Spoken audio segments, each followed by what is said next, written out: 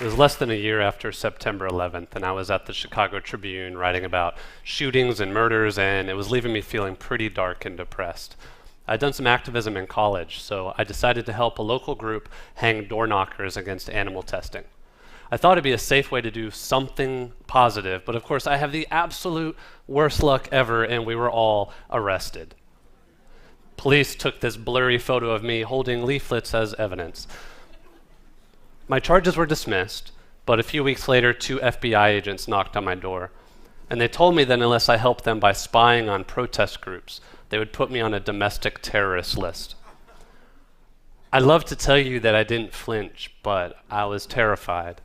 And when my fears subsided, I became obsessed with finding out how this happened, how animal rights and environmental activists who have never injured anyone could become the FBI's #1 domestic terrorism threat. A few years later, I was invited to testify before Congress about my reporting. And I told lawmakers that while everybody's talking about going green, some people are risking their lives to defend forests and to stop oil pipelines.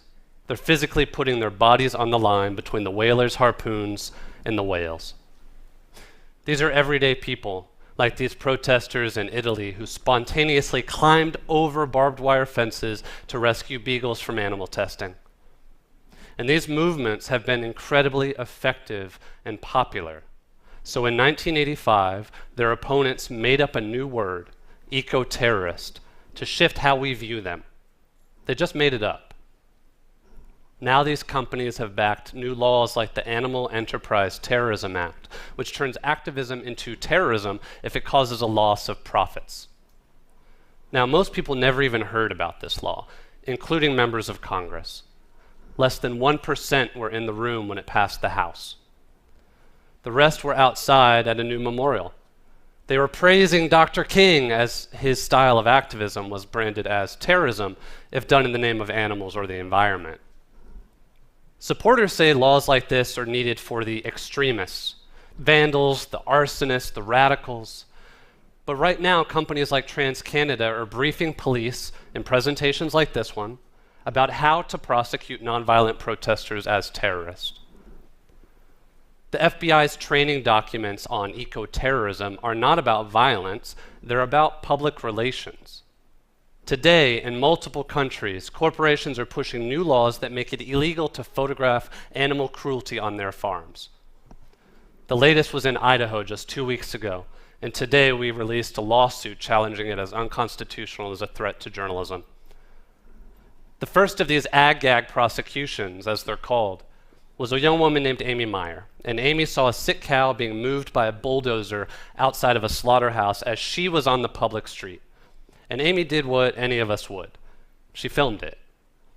When I found out about her story, I wrote about it, and within 24 hours it created such an uproar that the prosecutors just dropped all the charges. But apparently even exposing stuff like that is a threat. Through the Freedom of Information Act, I learned that the Counterterrorism Unit has been monitoring my articles and speeches like this one. They even included this nice little write-up of my book. They described it as compelling and well-written.